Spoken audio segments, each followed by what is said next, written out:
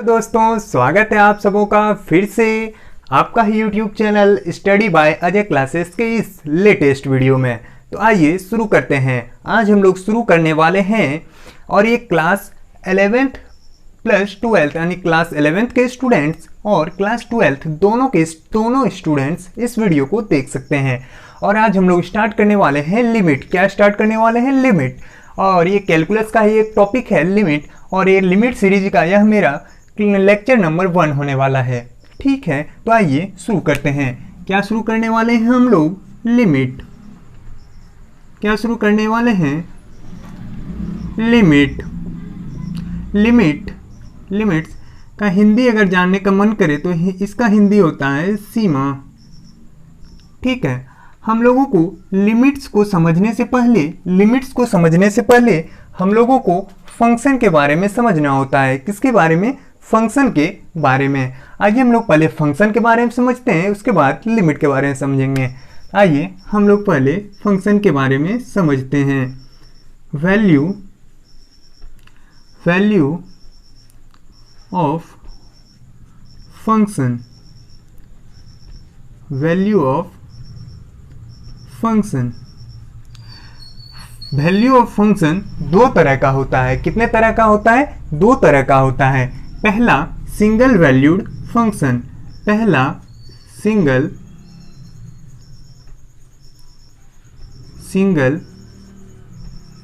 Valued function. इससे नाम से ही पता लग रहा है कि इसमें फंक्शन कितना होगा? सिंगल होगा। ठीक है, इसे हम लोग एग्जाम्पल से समझ लेते हैं। ठीक, इसे हम लोग एग्जाम्पल से समझ लेते हैं। आइए एग्जाम्पल से देखते हैं। अगर कहीं पे लिखा हो f(x) = x² + 3x + 5 और हम लोगों से बोला जाए कि f3 का वैल्यू बताइए, तो हम लोग आसानी से इस क्वेश्चंस को कर सकते हैं। जहाँ जहाँ x है वहाँ हम लोगों को 3 पुट करना है। तो आइए करते हैं। जहाँ जहाँ x है हम लोगों को वहाँ 3 पुट करना है। लेकिन आप एक बात का नोटिस कर रहे होंगे, जहाँ जहाँ x है मैंने वहाँ ब्रैकेट दिया हुआ है। इस तरह से करने से आपका क्वेश्चन गलत होने का संभावना बहुत कम हो जाता है। आप लोग इस तरह से ट्राई जरूर करिएगा। जहाँ जहाँ x है मैंने वहाँ ब्रैकेट दिया, और ब्रैकेट के अंदर यहाँ पे 3 है। जहाँ जहाँ ब्रैकेट है वहाँ 3 पुट कर दीजिए, और उसके बाद आप सॉल्व कर लीजिए। 3 का स्क्वायर 9 + 3 3 = 9 + 5। ओके, उसके बाद जोड़ लीजिए 18 + 5 = 23। तो आप लोग सिंगल वैल्यूड फंक्शन समझ गए होंगे। और आइए दूसरा हम लोगों का है मल्टी वैल्यूड फंक्शन। क्या है? Multi valued function. मल्टी का मतलब हो गया एक से अधिक, तो इसे भी हम लोग एग्जाम्पल से समझ लेते हैं। मल्टी वैल्यूड फंक्शन जब भी हम लोगों को दिखेगा तो एक से अधिक फंक्शन कुछ इस तरह से हम लोगों को नजर आएगा।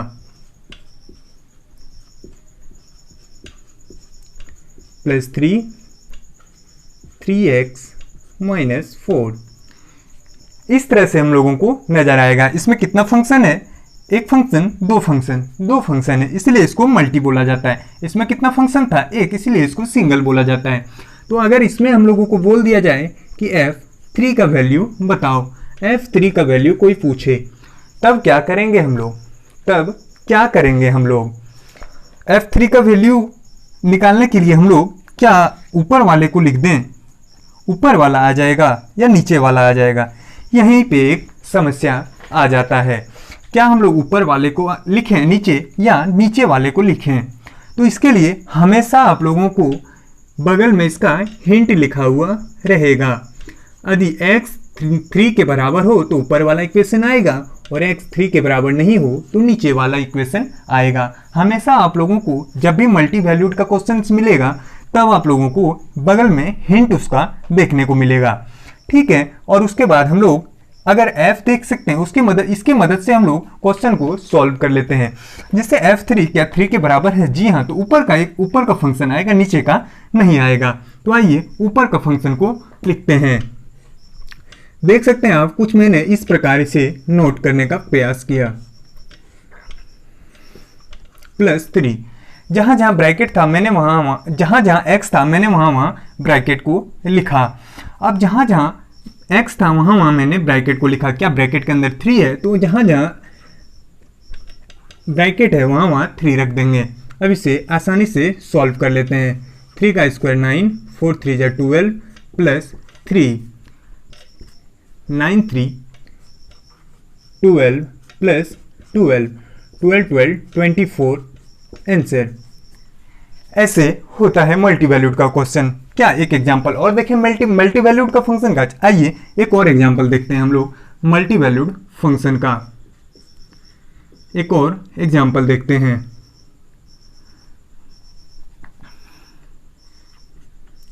f(x) = कहीं पे लिखा हुआ हो x² + 3x - 5 2x + 3 या 13। तो इसमें भी हम लोगों को हिंट देखने को मिलेगा, क्योंकि मल्टी वैल्यूड फंक्शन है इसलिए इसमें भी हम लोगों को हिंट नज़र आएगा। ये कब? जब x 2 के बराबर हो या 2 से छोटा हो। ये कब? जब x 5 के बराबर हो या 5 से बड़ा हो। और ये कब? जब x 2 से बड़ा और 5 से छोटा हो। आप लोगों ने सिंगल वैल्यूड फंक्शन में क्या देखा? कि इसमें एक ही फंक्शन था। मल्टी वैल्यूड में देखा कि इसमें 2 फंक्शन है, इसमें 3 फंक्शन है, मैक्सिमम 3 फंक्शन तक ही जाता है। तो ये 3 फंक्शन वाले एग्जाम्पल को भी हम लोग कर लेते हैं। अगर इसमें से हम लोगों को कोई बोल दिया कि f2 का वैल्यू बताइए, तब आप लोग क्या करेंगे? तो हम लोगों को हिंट यहाँ दिया हुआ रहता है, तो इसके मदद से हम लोग करेंगे। f2 बोल रहा है, तो देखिए ऊपर वाला इक्वेशन कब आएगा? जब x 2 के बराबर हो या 2 से छोटा हो। बीच वाला कब आएगा? जब x 2 से बड़ा हो और 5 से छोटा हो। और नीचे वाला इक्वेशन कब आएगा? जब x 5 से बड़ा हो या 5 के बराबर हो। तो आप अपना दिमाग लगा के बताइए, ऊपर वाला आएगा, बीच वाला आएगा या नीचे वाला आएगा? जी हाँ, आप लोग अपने मन में सोच लिए होंगे। तो ये चूंकि 2 के बराबर है, x 2 के बराबर है, इसलिए ऊपर वाला इक्वेशन आएगा। तो मैंने ऊपर वाले इक्वेशन को कुछ इस प्रकार नोट करने का प्रयास किया। जी हाँ, जहाँ जहाँ x था वहाँ मैंने ब्रैकेट रखा। अब देखिए ब्रैकेट की जगह पे 2 है, तो यहाँ पे 2 हम लोग पुट कर देंगे। इस तरह से अगर आप करेंगे ना, तो बहुत कम चांस हो जाता है गलती करने का। 6 4 10 10 - 5 कितना हो गया? 5 आंसर। इसी में आप लोगों को कोई बोल दे कि f13 का वैल्यू बताइए। क्या f13 का वैल्यू 2 के बराबर है? नहीं। 2 से छोटा है? नहीं, यानी कि ऊपर वाला इक्वेशन नहीं आने वाला है। क्या 13 2 से बड़ा और 5 से छोटा है? जी नहीं, ये तो नीचे वाला ही आएगा, क्योंकि जो 13 है वो 5 से बड़ा है, इसलिए नीचे वाला ही आएगा। इसलिए बेसिकली नीचे 13 है, तो इसमें तो कुछ झंझट ही नहीं है, तो 13 हो गया आंसर। एक और एग्जाम्पल देख लेते हैं हम लोग मल्टी वैल्यूड फंक्शन का। तो आइए एक और एग्जाम्पल देखते हैं मल्टी वैल्यूड फंक्शन का। एक और एग्जाम्पल देखते हैं हम लोग। यदि f(x) कहीं पे मल्टी वैल्यूड का क्वेश्चन हम लोगों को इस प्रकार ही दिखेगा, एक से ज़्यादा फंक्शन रहेगा। कहीं पे cos x जब x = 0 हो, sin x जब x ≠ 0 हो। और हम लोगों से अगर पूछ लिया जाए f π/2 का वैल्यू, तो हम लोग क्या करेंगे? यहाँ तो एक समस्या आता है, कौन सा आएगा, ऊपर या नीचे? अगर 0 के बराबर हो तो ऊपर का इक्वेशन आएगा और 0 के बराबर नहीं हो तो नीचे का इक्वेशन आएगा। अच्छा, आप लोग ये तो नहीं सोच रहे हैं कि f π/2 का मतलब क्या होता है? π/2 का मतलब 90 डिग्री होता है, और जिसको इसमें प्रॉब्लम हो वो मैं कुछ ही दिनों में इसका ट्रिगोनोमेट्री का भी वीडियो डालने वाला हूँ, तो वहाँ से आप लोग इस चीज़ को देख लेंगे और कंप्लीट कर लेंगे। देखिए π/2 का मतलब 90 डिग्री होता है, जिसको अभी समझ ना आ रहा हो। क्या π/2 0 के बराबर है? ना, यानी कि नीचे वाला आएगा। तो मैंने इसे कुछ इस प्रकार नोट किया। जी हाँ, देख रहे हैं जहाँ x है वहाँ मैंने ब्रैकेट रखा है। π/2 है, π/2 डाल दीजिए। अब बताइए साइन 90 डिग्री का वैल्यू कितना होता है? बताइए। जी हाँ, सबों का आंसर सही है, सबों का आंसर सही है, क्योंकि सबों ने इसका आंसर 1 दिया है।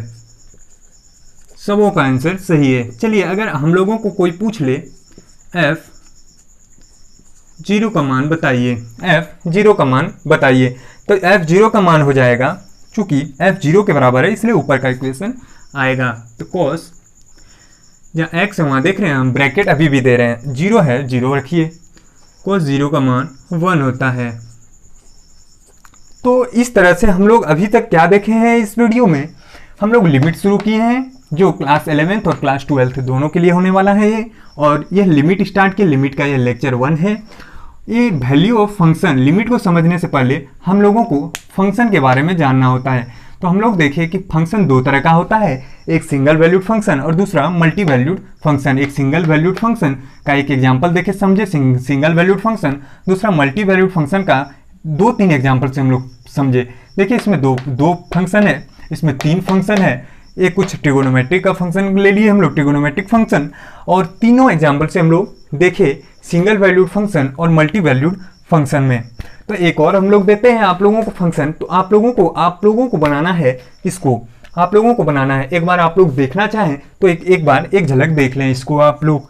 तब तक मैं देख लिए होंगे आप लोग, तब तक इसे रफ करता हूँ और एक और क्वेश्चन आप लोगों को देता हूँ। मैं इसे रफ करता हूँ।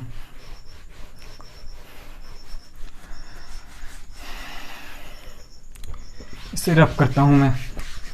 ध्यान से एकदम नोट्स बनाते जाना है आप लोगों को, और मैं ये विश्वास दिलाने वाला हूँ कि आप लोगों को लिमिट, अगर पूरा वीडियो मेरा लेक्चर देख लेंगे आप, सब लेक्चर लिमिट का, तो आप लोगों को लिमिट में कभी भी दिक्कत आने वाली नहीं है। लिमिट का कोई भी सवाल आप लोगों को मिलेगा तो आप लोग आसानी से कर पाएंगे, ये मेरी गारंटी है आप सबों से।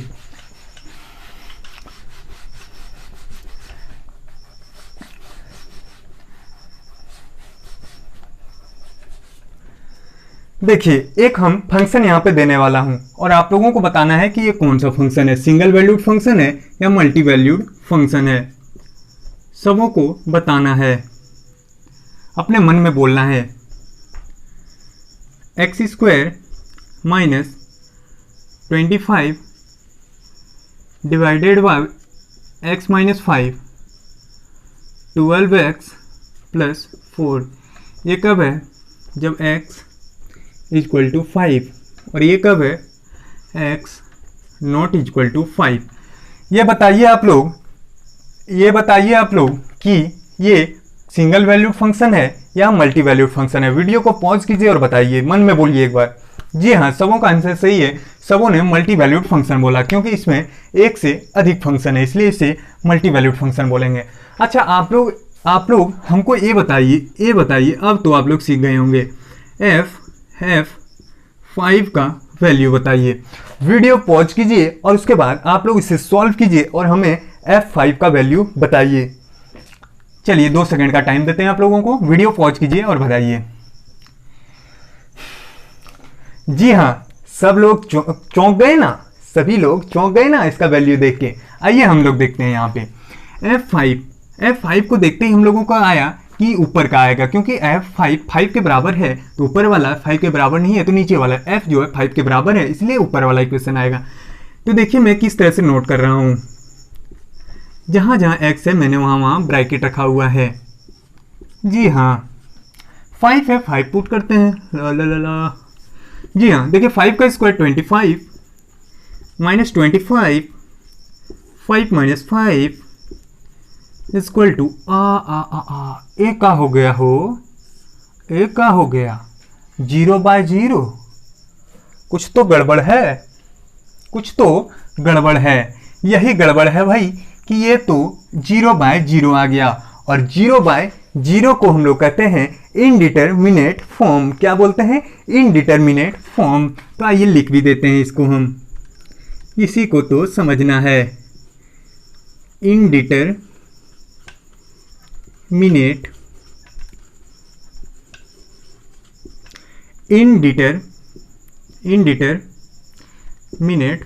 फॉर्म, इसे हिंदी में हम लोग अनिर्धारित रूप बोलते हैं, क्योंकि ये निर्धारित नहीं है, इनडिटरमिनेट है,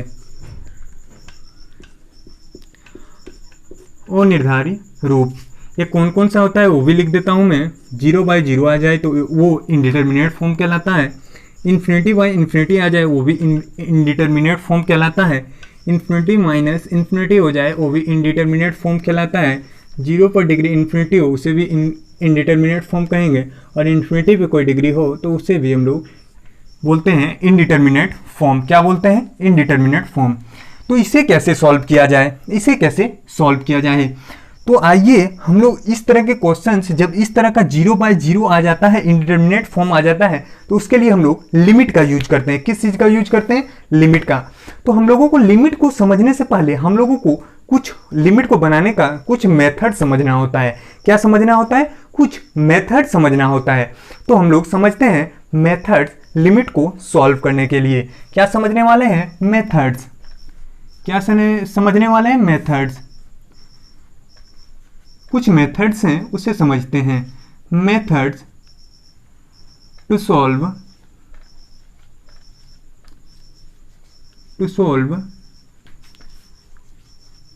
लिमिट। मैं 2 या 3 मेथड बताऊंगा, और 3 मेथड को आप लोग अगर कर लेंगे तो लिमिट के बहुत सारे क्वेश्चन आप लोग कर पाएंगे। आइए इसका पहला मेथड हम लोग देखते हैं। पहला मेथड कौन सा है? Factor method. कौन सा मेथड है? Factor method. एकदम अच्छा से नोट्स बनाते चलना है आप लोगों को, अच्छा से नोट्स बनाते चलना है। पहला कौन सा है? Factor method. आप लोग अब ध्यान से देखेंगे, अब एकदम ध्यान से कॉन्सेंट्रेट होके देखना है वीडियो को। देखिए लिमिट, इसको बोला जाता है LT को लिमिट। इसे LT या कहीं कहीं LIM से भी इसको लिमिट बोला जाता है। LT में ही लिखूंगा LT। इसे बोला जाता है X, इसे बोला जाता है टेंस, और यहाँ पे यदि 2 है, लिमिट x टेंड्स टू 2, और यदि ऐसे x² -4 डिवाइडेड बाय x - 2 रहे, इसे सॉल्व करिए तो आप, इसका मतलब होता है लिमिट, इसको किस तरह बोला जाता है? Limit x tends to 2, limit x tends to 2, यानी कि x के जगह पे 2 रखना है, x के जगह पे 2 रखना है। आइए तो रखते हैं हम लोग साइड में, इधर x के जगह पे 2 ऐसे रखते हैं, -4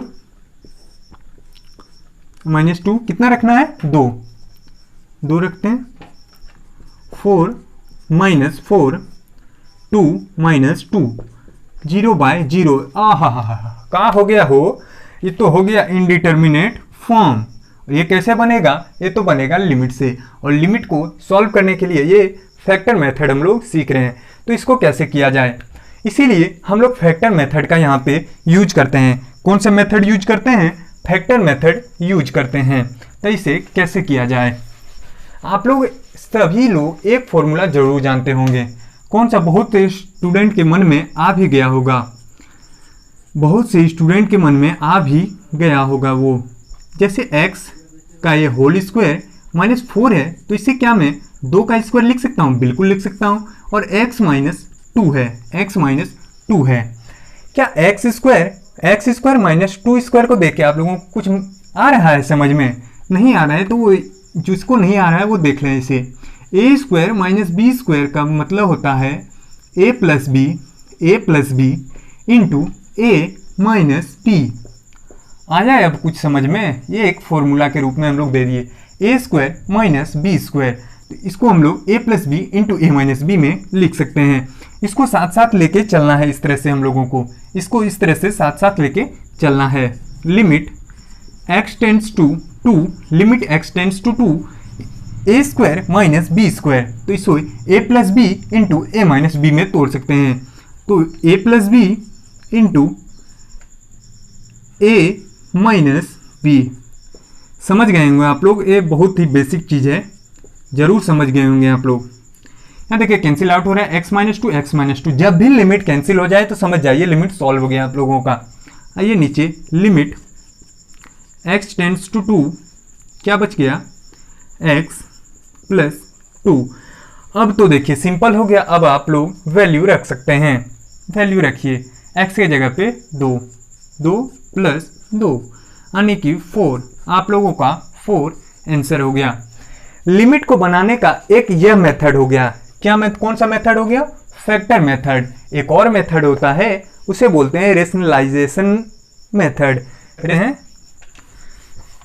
रेशनलाइज करके किया जाता है उसे, रेशनलाइजेशन मेथड। इसे रफ कर लेता हूं, और आप लोग प्लीज अच्छे से नोट्स बनाते जाएं लिमिट का, और जो अच्छे से नोट्स को मेंटेन करते रहेंगे उसे जरूर लिमिट में कभी भी दिक्कत नहीं आने वाली है। और आप लोग एकदम अच्छे से नोट्स बनाते जाएं। इसे एक बार आप लोग देख लें, चलिए देख लिए होंगे आप लोग। अब हम लोग दूसरा मेथड सीख रहे हैं। पहला कौन सा सीखे? फैक्टर मेथड, और दूसरा सीखते हैं हम लोग रेशनलाइजेशन मेथड। कौन सा?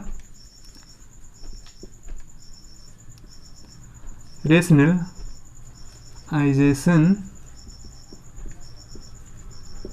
Method.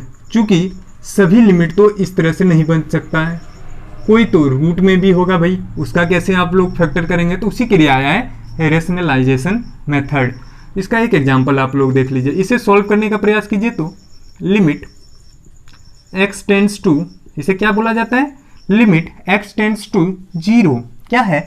Limit x tends to 0 root under 16 plus x minus 4 divided by x। इसे सॉल्व करें तो बेसिकली 0 है, 0 रखना है x के जगह पे। रफ में इसे कर लेना है, ठीक है, रफ में इसे कर लेना है। जहाँ x है वहाँ 0 रखते हैं, जहाँ x है वहाँ 0 रखते हैं। तो देखिए 16 प्लस x जहाँ है वहाँ 0 रखते हैं, माइनस 4, नीचे में सिर्फ x है तो वहाँ 0 रखते हैं। रूट 16 का वैल्यू बताइए आप लोग, 4, वेरी गुड, माइनस 4, नीचे 0 है, 4 में 4 गया, 0/0, ये क्या हो गया भाई? फिर आ गया 0/0 का इंडिटरमिनेट फॉर्म का। तो जब 0/0 का आता है तभी लिमिट यूज होता है। क्या आ गया? 0/0 का फॉर्म आ गया। एग्जाम में भी इस तरह से लिमिट के क्वेश्चन में बगल में लिखना होता है 0/0 का फॉर्म। यहाँ भी आप लोग लिख देंगे 0/0 का फॉर्म। क्या लिख देंगे यहाँ पे? ये फॉर्मूला को मैं रफ कर देता हूँ और लिख देता हूँ यहाँ पे। ये लिखना बहुत ज़रूरी होता है, इसे अगर आप लोग नहीं लिखते हैं तो आप लोगों का मार्क्स कटने का चांस हो जाता है। क्या लिखेंगे? ये भी 0/0 का फॉर्म आया था, हम लोग चेक किए थे, 0/0 का फॉर्म है। तो इसे कैसे सॉल्व करेंगे हम लोग? इसे कैसे सॉल्व करेंगे आइए इसे देखते हैं। इसे हम लोग रेशनलाइजेशन से सॉल्व करेंगे। कौन सा मेथड से? रेशनलाइजेशन मेथड से। आइए करते हैं। Limit x tends to 0। आप लोग सोच रहे होंगे आज तक हम लोग नीचे का जो रहता था उसी को रेशनलाइज करते हैं, वैसा बात नहीं है, ऊपर से भी कर सकते हैं, ऊपर का भी होता है।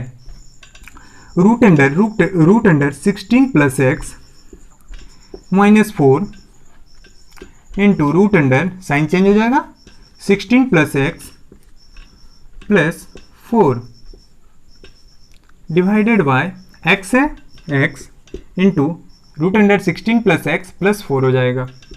Root under 16 plus x plus 4।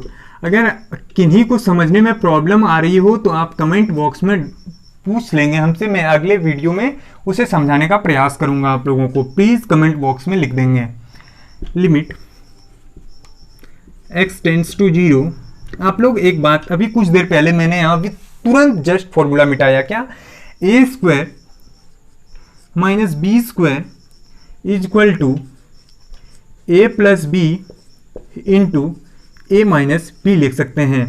जब a square minus B square को हम A plus B into A minus B लिख सकते हैं, तो क्या हम A plus B into A minus B को A square minus B square नहीं लिख सकते हैं? जी हाँ, बिल्कुल लिख सकते हैं। तो देखिए रूट अंडर 16 प्लस एक्स को ए मानिए, 4 को बी मानिए, 4 को बी मानिए, तो ए माइनस बी इंटू ए प्लस बी क्या होता है? ए स्क्वायर माइनस बी स्क्वायर। तो 16 प्लस एक्स, चूंकि रूट लगा था, रूट और स्क्वायर कैंसिल हो गया। जिनको समझने में प्रॉब्लम हो रही हो वो इधर देख लें। 16 प्लस एक्स है, तो इसका जब रूट का स्क्वायर करेंगे हम लोग तो रूट और स्क्वायर कैंसिल हो जाता है, इसलिए 16 प्लस एक्स ही आएगा।